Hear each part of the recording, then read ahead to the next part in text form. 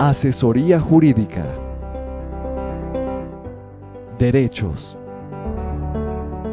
Deberes. Mecanismos de participación. El consultorio llega a su casa en Enroque Jurídico. Bienvenidos. Hoy nos encontramos nuevamente en su programa jurídico Enroque Jurídico. Hoy vamos a tratar un tema de total importancia como es el derecho de petición. Para ello nos encontramos hoy reunidos con un profesional en derecho como es Eduard Gómez y otro profesional en derecho, Santiago Bedoya, con su servidor Carlos Felipe Restrepo. En este punto es importante empezar a analizar qué es un derecho y en qué consiste el que vamos a tratar hoy, para lo cual Eduard nos va a dar algún tipo de explicación al respecto. Así es, Carlos. Recordemos que el derecho de petición es un derecho fundamental y está consagrado en la Constitución Política de Colombia. ¿Qué nos dice la Constitución? En el artículo 23 reza literalmente que toda persona tiene derecho a presentar peticiones respetuosas a las autoridades por motivos de interés general o particular y a obtener pronta resolución. El legislador podrá reglamentar su ejercicio ante organizaciones privadas para garantizar los derechos fundamentales.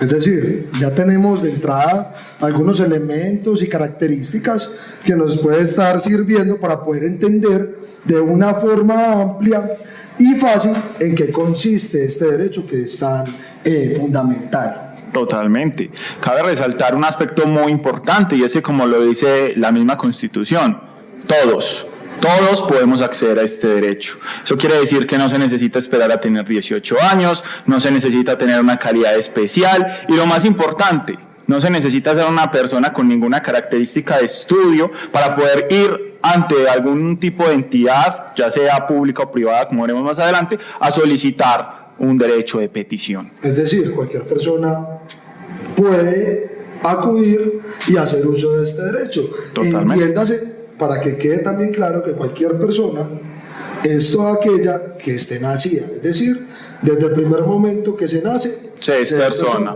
Y por lo tanto, desde ese mismo instante se tiene derecho a hacer uso, valga la redundancia, de los derechos consagrados en la Constitución Política.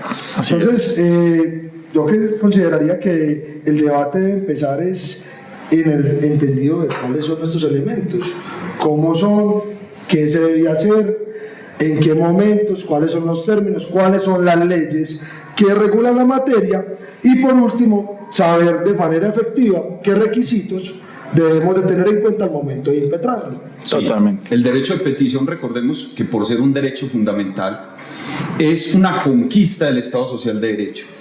Es esa cualidad o esa ley que nos otorga, ese derecho que nos otorga la Constitución para que todos los ciudadanos podamos acceder a la justicia, para que se nos resuelvan peticiones, para que se nos resuelvan problemas que tengamos en principio con la administración pública, no solo con ellos, como veremos más adelante, también con los particulares, con las entidades privadas. Entonces es importante que empecemos a hablar de las características del derecho de petición. Claro, y antes de continuar con eso, lo que dice Eduardo es de total relevancia, es decir, estamos frente a un derecho que permite efectivamente estar frente a la participación democrática dentro de un Estado social de derecho. Es decir, sin este derecho pues no podríamos hablar de Estado social. Totalmente, es que es como decir la forma más idónea que tiene cualquier particular, cualquier persona, como ya lo decíamos, para poderse dirigir a su Estado, para poderse dirigir a su gobierno y a todos sus organismos, es el mecanismo, el derecho de petición. Entonces, adentrémonos en las características. Listo, principalmente entonces habría que entrar a analizar de cómo debe ser y cómo se debe impetrar este derecho de petición. Y lo primero que tendremos que abordar es el hecho de que la Constitución y las demás leyes que regulan la materia nos exige un requisito. El único requisito que nos exige, y es de que la solicitud sea respetuosa. Así es. Es decir, ¿y qué sería entonces una solicitud respetuosa? Bueno, el entendido de respetuoso, recordemos que el derecho de petición es un elemento que podemos ejercer gratis y que lo puede ejercer cualquier persona. Por lo tanto, el elemento de que sea respetuoso es lo que todos entendemos por respeto. O sea, si necesitamos formular una solicitud ante la administración pública o ante un funcionario público, debemos hacerlo bajo estrictas normas de respeto, sin atacar con groserías, sin dirigirnos insultando, o sea, bajo el entendido normal del respeto. Así es, igual hay que hacer una precisión. Muchas veces nosotros llegamos a la administración pública a impetrar un derecho de petición porque de pronto tenemos alguna inconformidad. La cuestión es, como personas de derecho, como personas respetuosas, la idea no es llegar haciendo un reclamo grosero, sino precisamente en aras de que la misma Constitución estipula como único requisito ser respetuosos. Pero ser respetuoso no es necesariamente ser en exceso formal. No tenemos que dar buenos días, buenas tardes, buenas noches, no tenemos que tratar a todos con máxima amabilidad, no. Se trata simplemente de tener un protocolo de no llegar a la grosería o no llegar a palabras que puedan de una u otra manera ofender tanto a los servidores públicos o a otras personas. Sí, entonces teniendo claro ese aspecto, ya podemos hablar ahora sí de cuáles son entonces esas características que va a entrar a recubrir la respuesta una vez se solicita de manera respetuosa a la administración o a la entidad privada, como veremos más adelante, cómo debe ser esa respuesta que nos tienen que otorgar. Ahora bien, en ese orden de ideas, la Constitución y las leyes traen una serie o enumeran una serie de características, como son la claridad, la precisión, de que sea resuelta de fondo, de que sea oportuna y que la misma sea notificada una vez esta respuesta surja. Entonces, yo pensaría que tenemos que entrar a resolver cada una. ¿Qué es la claridad para ese entendido? Y hay un factor también que aquí es importante aclarar, y es que ahorita hablamos del respeto, y hay un elemento que si bien de pronto no está por ahí de forma tan expresa, se entiende, y es que tanto la solicitud debe ser respetuosa como la respuesta debe ser respetuosa, lo que quiere decir que tanto se exige del ciudadano o de la persona que impetra el derecho de petición un respeto de parte de quien responde también, porque es de hecho un deber mayor de quien responde tratar con respeto a esa persona. Claro, es una obligación que va en doble vía. Así es. Entonces, claro. Entonces, empecemos ahora. ¿Qué es la claridad?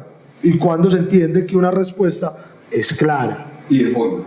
Y de fondo. Así es. Porque recordemos que cuando formulamos esa solicitud, es que a veces la población, las personas creen que para acceder al derecho es necesario tener un abogado defendiéndolo, representándolo. Recordemos que el derecho de petición se formula incluso verbalmente, como ya lo veremos más adelante. Entonces, cuando yo formulo esa petición a la administración pública, ella sí está obligada a cumplir con unos requisitos más formales que se le exige al peticionario. Como lo nombramos entonces, que sea clara y de fondo. ¿Qué significa eso? Que la respuesta no puede ser somera. Por ejemplo, le solicito a la administración pública que me entregue unos documentos que tienen en su poder. Entonces la administración, ocurre mucho, responde que, por ejemplo, no puede entregar esos documentos sin explicar más nada. Simplemente dice, no le podemos entregar los documentos.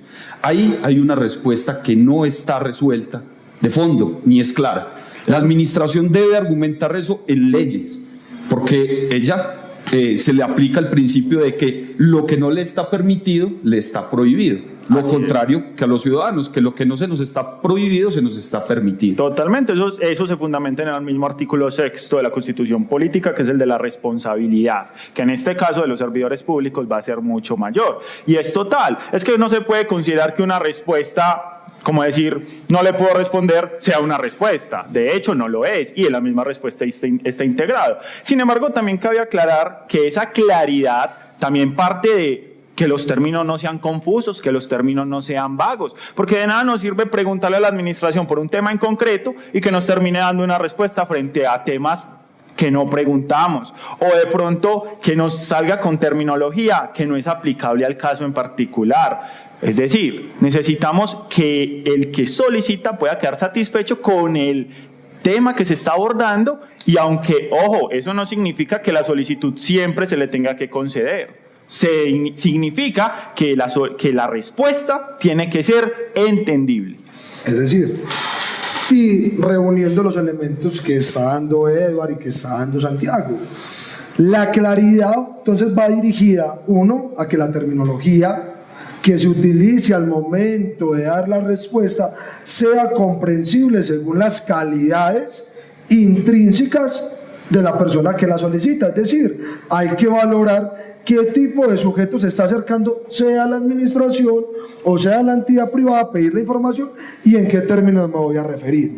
Y como segundo, también hay que tener en cuenta que esa claridad va respecto a de que lo que estoy solicitando sea efectivamente lo que me están respondiendo.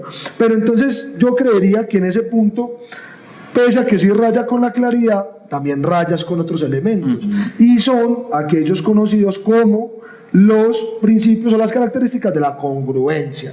Es decir, de que si yo estoy pidiendo unos documentos, el funcionario de la entidad no tiene por qué salirme a responder con hechos tales como cuáles son sus horarios, por decir algo.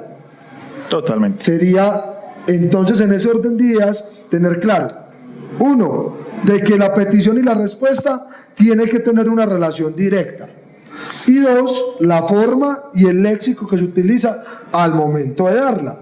Ahora bien, si estamos frente a la congruencia, pese a que la norma no lo dice, de manera directa, y es un desarrollo jurisprudencial, por allá hay una sentencia que es la C-491 del 2007, perdón, 497 del 2007, que dice de que también hay otro elemento que tiene que ver directamente con la sucesión o ser sucesivo en la respuesta al derecho de petición. Es decir, hay que también analizar si esa respuesta tiene relación, es decir, esa petición tiene relación con algún asunto de la administración que tienen conocimiento, y de ser el caso no podrían tomar esa petición como un hecho aislado de ese trámite que se está adelantando para poder cumplir pues con los fines del derecho a la petición. Hay que tener también en cuenta que el derecho de petición, si se presenta al órgano que no es, que si yo necesito un documento, por ejemplo, volvamos al mismo caso, y se lo presento a la administración municipal, por poner un ejemplo, pero no es ella quien tiene ese documento, entonces pensaría uno, presenté mal la petición, tengo que volverla a presentar, y la respuesta es no. La administración está obligada a presentar, a remitir ese derecho de petición a la entidad que sí tiene los documentos, o a la entidad que sí puede resolver mi petición.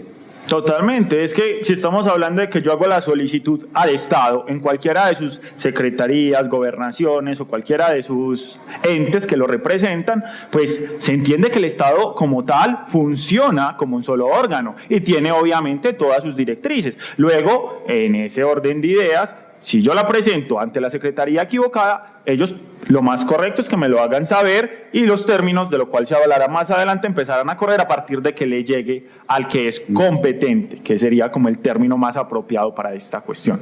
Ahora bien, abordando estos elementos, porque igual falta un elemento que, si bien pareciera muy tonto, es muy importante, y es que tiene que ser completa la respuesta, tiene que ser de fondo.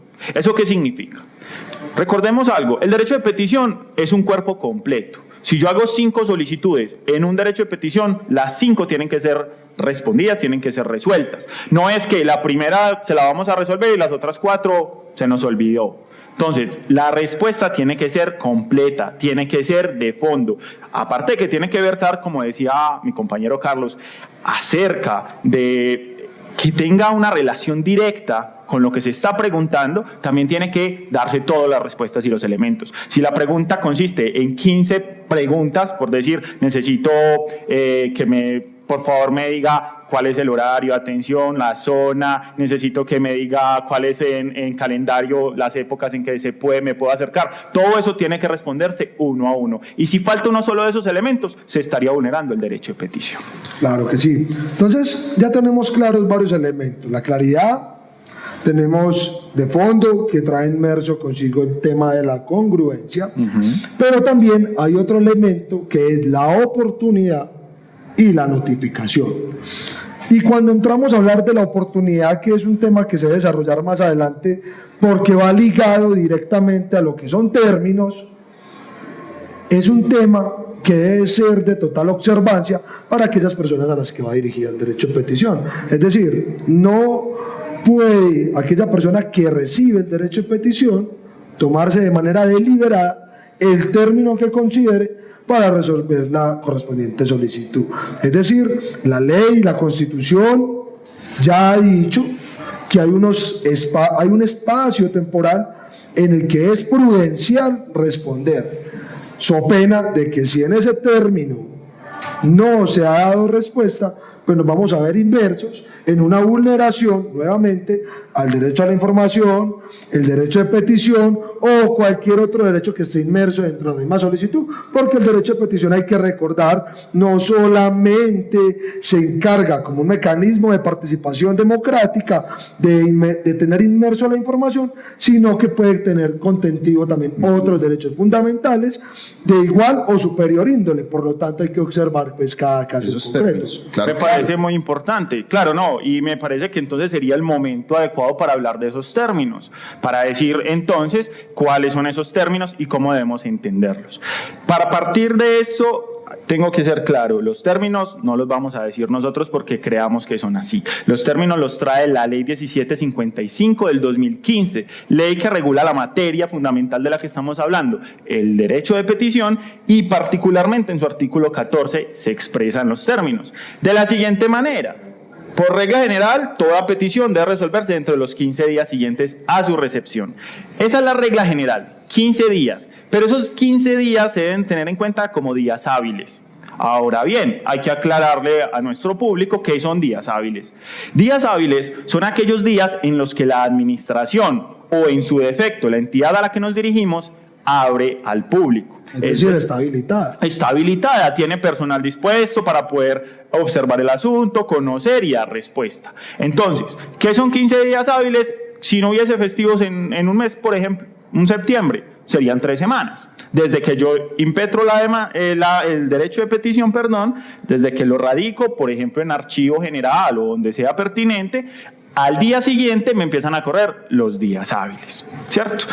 Poniendo un ejemplo. Pero haciendo de pronto una salvedad en ese caso, sí, hay que recordar de que es el término máximo que permite. Es decir, no quiere decir tampoco que la administración o la entidad privada no puede allanarse a reducir esos términos. Sí, totalmente. Si la administración o la entidad puede resolver en 2, 3 días, pues mucho bienvenido mejor. Sea. Claro, ¿no? Y pasa que hay administraciones bastante diligentes y en casos particulares o sencillos de resolución, en unos 2, 3, 5 días hábiles lo están Santiago, haciendo. entonces habría que volver a la norma, a la 1755.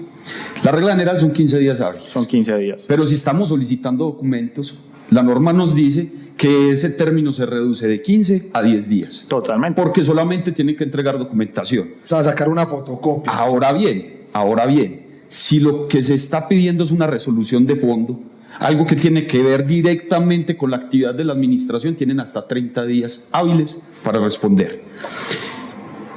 No significa que ese sea el límite estricto. La administración puede proponer o argumentar en respuesta escrita que se le dé un plazo máximo, una prórroga.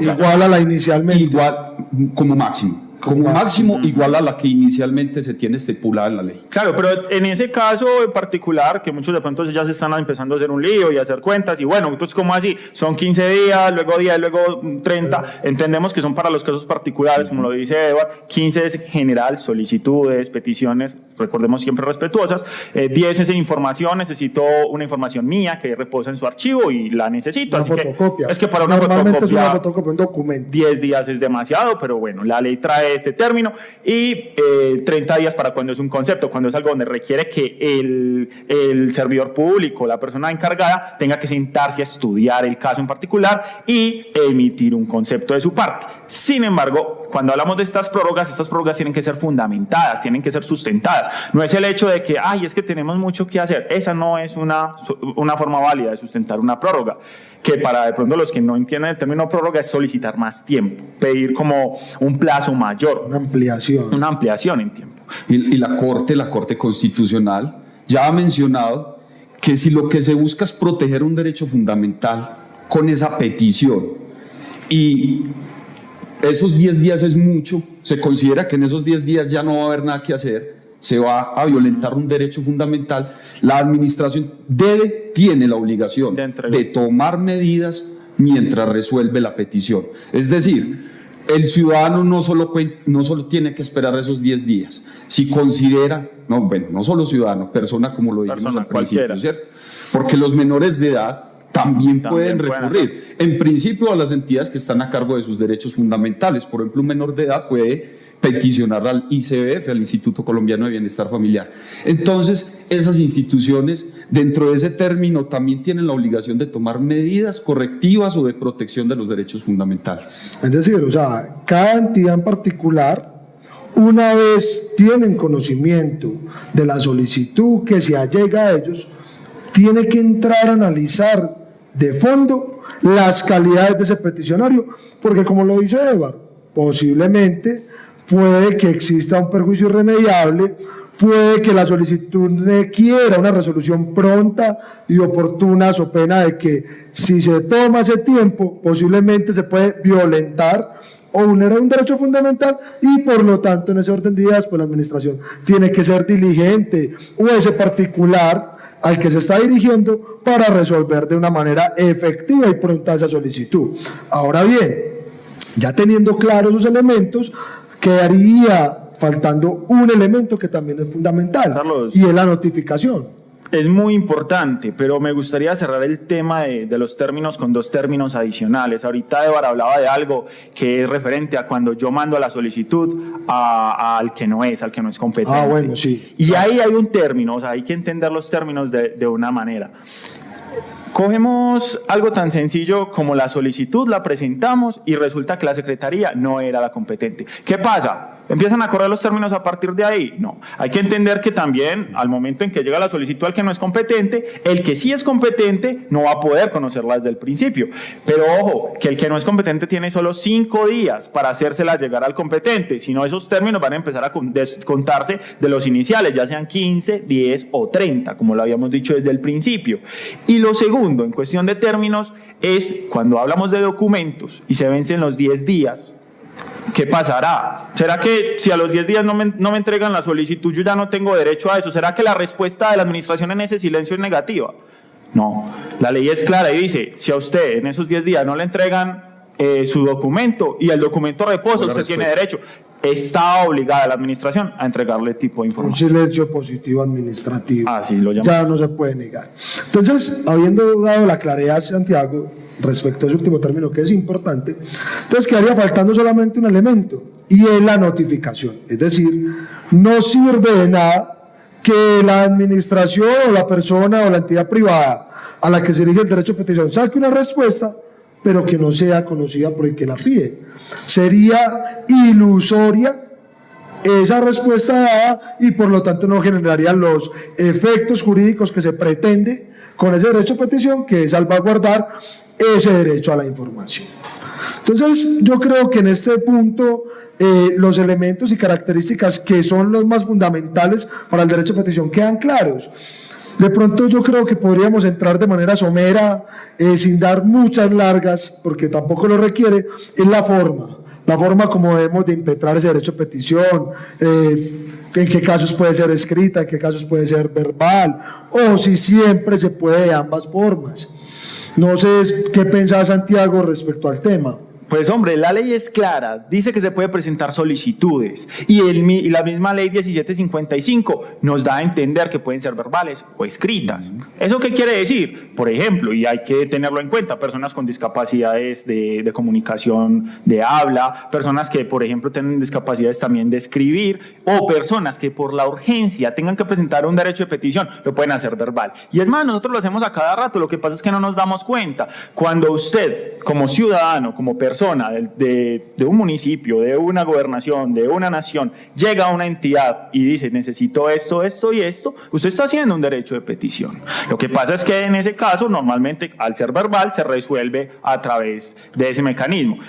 Sí, y es importante anotar que cuando yo la hago también deben haber unos elementos mínimos, ¿cierto? Así porque ¿dónde van a responder? ¿Cierto? Si yo le hago una solicitud a la administración, debo decirle si es escrita, poner escrito, si es verbal, decir dónde van a responder esa solicitud.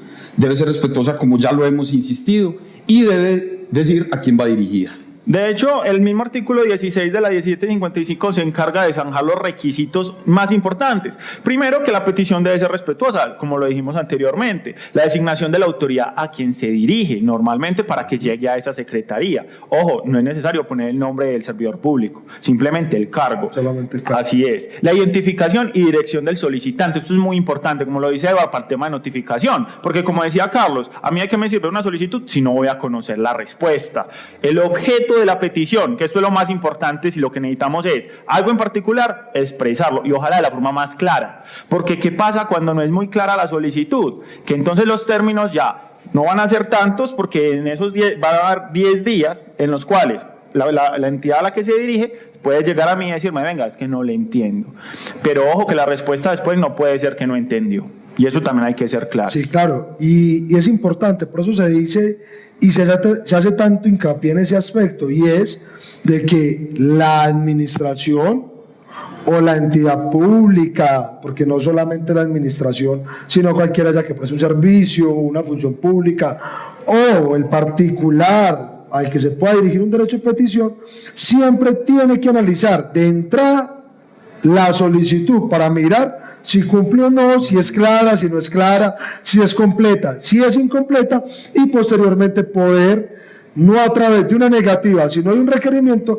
poder salvaguardar ese derecho.